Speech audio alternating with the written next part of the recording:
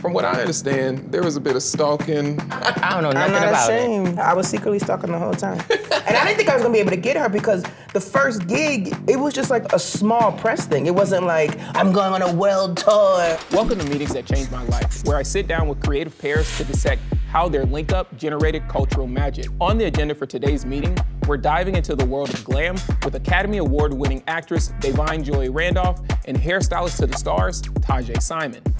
From their initial meet to looks that literally shut down red carpets and cover stories, we'll hear how the two turned looks into art. I'm your host, Bimma, and this meeting is now in session. Da'Vine, Taije, thank y'all so much for joining us on Meetings That Changed My Life. How are y'all? Doing wonderful. Amazing. I'm so happy that y'all are here. I mean, y'all may be like the prettiest people that we've had on set. Ooh. We like that. And did y'all just become fast friends really fast, you know? Because y'all have like, It's been 3 years. It's been 3 years. Oh my goodness. No, it hasn't been a 3 year. It hasn't been a year. We started in November, but it feels like, we were saying it today, it feels like 5. No, for sure. Da'Vine, you know, you hadn't just popped up out of nowhere. Can you take us back to the beginning of, you know, your early days in theater? I started off in music. I'm a classically trained opera singer. I then transitioned to theater. I went to Yale School of Drama for graduate acting. And then I did one Broadway musical, and I got nominated for a Tony. And then I remember I was like, okay, theater is intense. I like it, but it's a lot. And so I was like, I think maybe I want to try acting in TV and film, maybe. Like literally, that was a conversation with myself. And then our musical closed, and then within 2 weeks, I had 5 auditions, and I ended up booking Robin Williams' last movie. Wow. Reoccurring on The Good Wife, and then I originated a straight play. And I was like, okay, I'm good after this. And so then I did a pilot, and that brought me here to LA, and I've been Here ever since. Yeah. What was it about theater that you felt was like so much? I've never worked harder in my life. It is a 360, all the senses, a full experience in which you have to keep in mind for TV and film, they can say cut. Or they can say, okay, we're gonna zoom in and now, or okay, this is the moment. Right. Cry here or do whatever here. Theater is live, and you have to give your all the time. And I personally believe that they don't compensate people properly. The insurance isn't right. The benefits aren't good. You can barely afford to live in New York City. I was a lead, and I could barely afford, this was like 2012, 2014, to pay for my 1-bedroom apartment in Harlem for $3,000 a month. Wow. Like struggling to do so. And so I just was like, I love to be creative. I love the arts.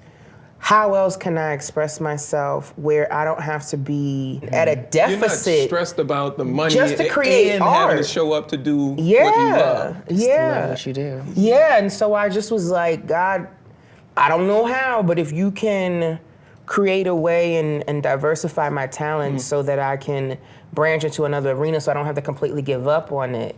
I really want that to be changed because there's a lot of phenomenal talent that I personally know Struggling.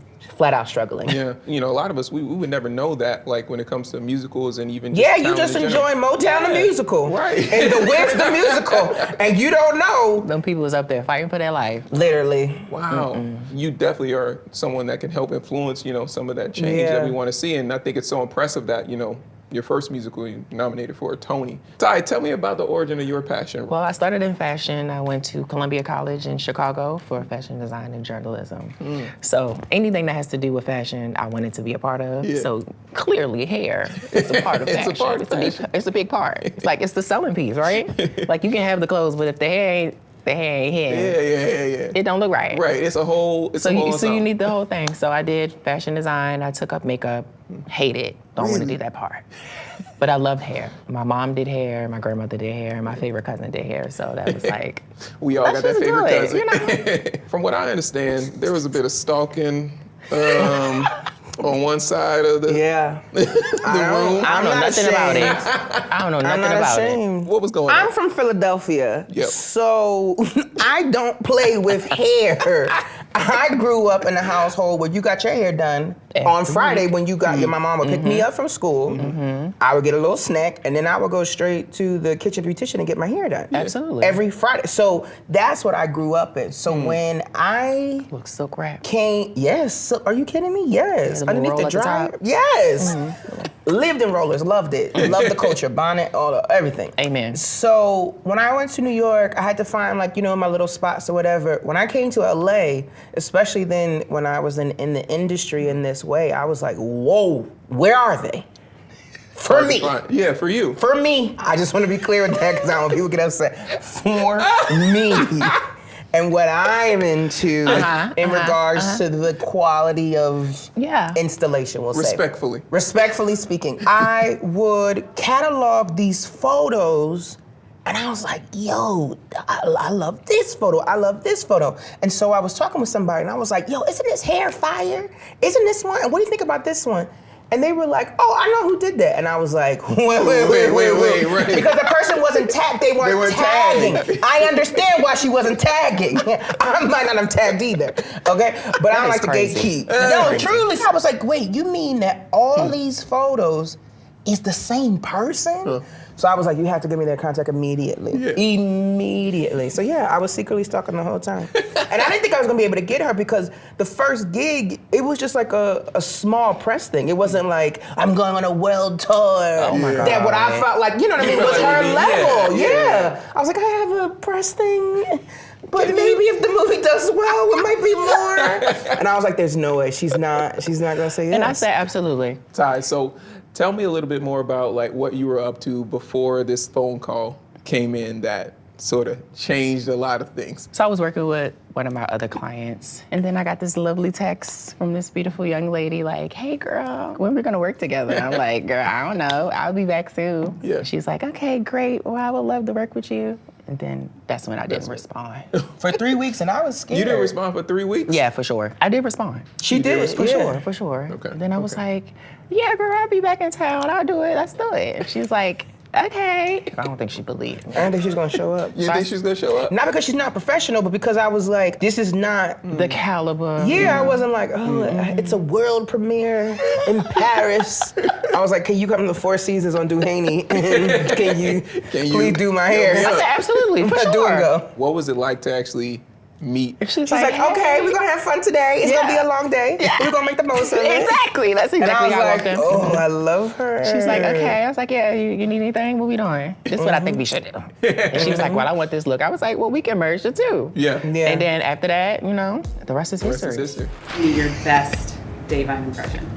Oh my God, so when she loves her hair, she looks into the camera or the mirror and then she pulls it back and then she does this giggle and then she be like, it's like, we gonna make her do it later. My favorite hairstyle that I've ever done. I really enjoyed this hairstyle that I did on Da'Vine for BAFTA. It's like this little French roll, pulled back with these loose curls, snatched, platinum blonde. Talk to me about award season, right? Iconic. Because y'all have been on this crazy run. And you feel like it's been like 5 years and y'all are like, yo, it's been a year. What were the top 3 looks? We love BAFTA. Yeah. For sure. That was a really strong, elevated moment, and it went so well with the dress. And just us being overseas, I think it's a different pull-up when you're doing certain gigs overseas. What is it about overseas that, feels... Real talk, you're representing, quite literally. You know what I mean? You don't know, like for BAFTAs, it wasn't that much of us there. Do you know what I mean? And at the same time, it's fun because in a way, we kind of wanted to give a slight nod to their culture and yet still give us. Yeah. What was some of the inspiration behind that moment? We talked about rolls. We wanted something soft. And I said I wanted to show her face, so she also wanted something snatched. I just combined all the thoughts together in like this one French roll, half wave, nasty work. Yeah, the hair was so long, but it worked so perfectly with the gown because it was a very long train. Everything was elongating. And she had a lot of detail here, and I didn't want too much to cover. She had her toolkit is full and overflowing, right? I've literally worked with people they're like, you getting that low ponytail, and that's it. And you're like, wow, right? What's number 2? I love this ash blonde, middle part bust down. Oh, you love that one, yeah. The Critics' Choice. 4-inch wig that I put on her with this black dress she had. It just went well. Your color theory is crazy. Well, I'm a blonde girl, so duh. You gotta have that inside of you to be able to create it. You've hand colored right on the spot. I didn't know the level of details. If it's something I don't like, we're gonna fix it right then and there.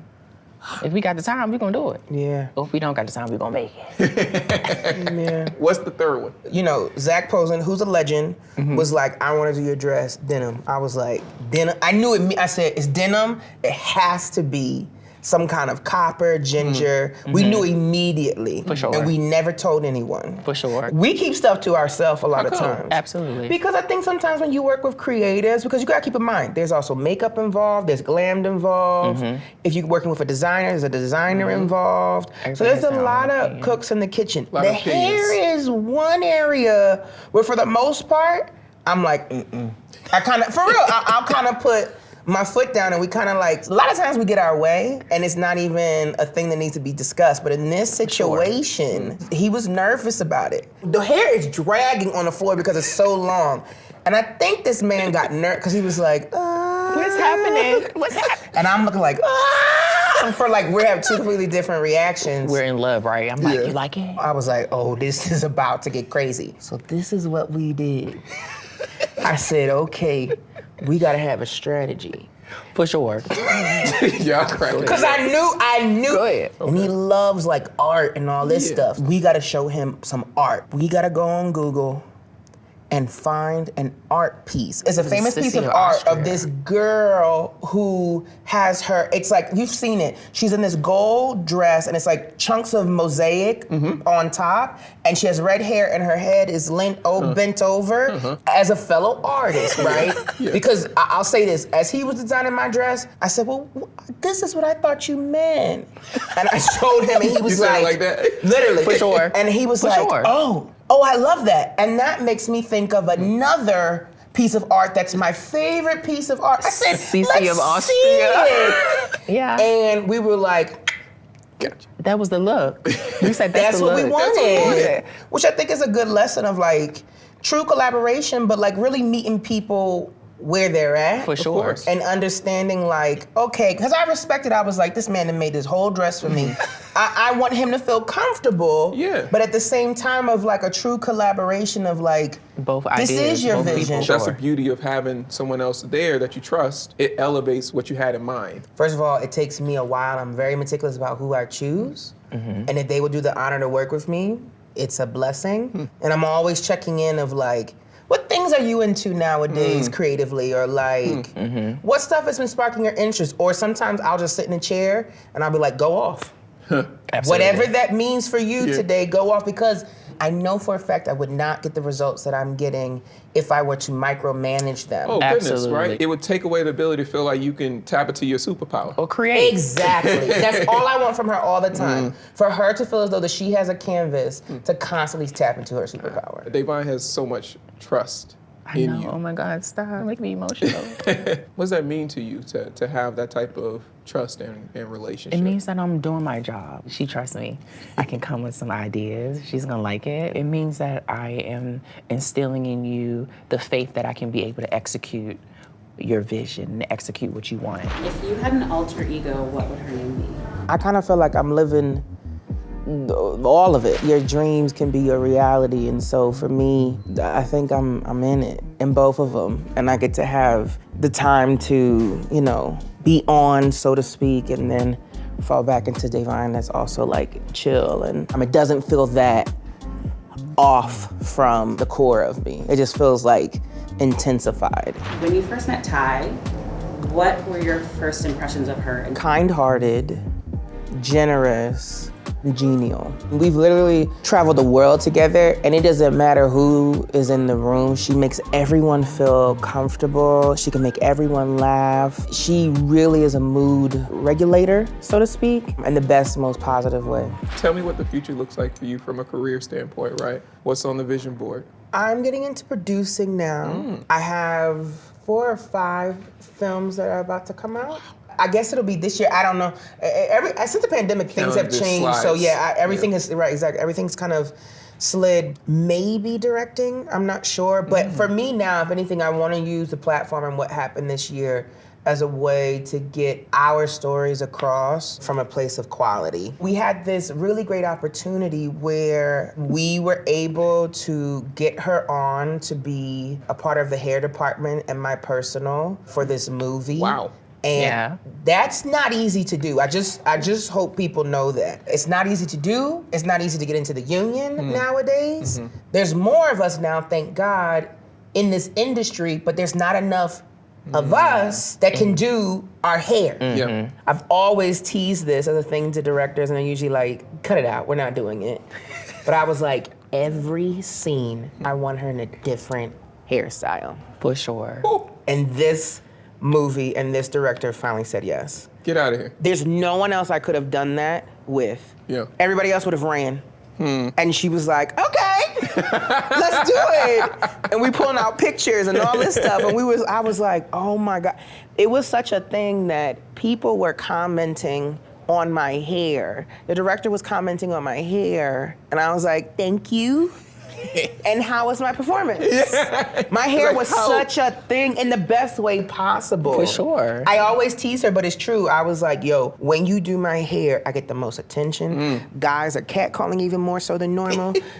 Everything just coming to I win stuff. Everything just coming to abundance when you do my hair. And I think that's a sign, do you know what I mean? that. Of like alignment. It's all about love, Taije. We giving love. How does that feel for you? You hear how you're able to impact someone and help their career and how they feel literally. I'm elated. I always wanted to give people the experience. I like to uplift women in general, especially Black women. So I always want them to feel amazing when they leave out of my chair. And I want to put that energy in your head, massage it in. You know what I'm saying? When I'm giving you them braids, putting that wig on so you can feel that energy, so you can be radiant and glow for the world. I love that. Thank y'all so much for taking the time to come sit with us. Thank you. This has been a great episode of Meetings That Changed My Life. Thank you. Appreciate it.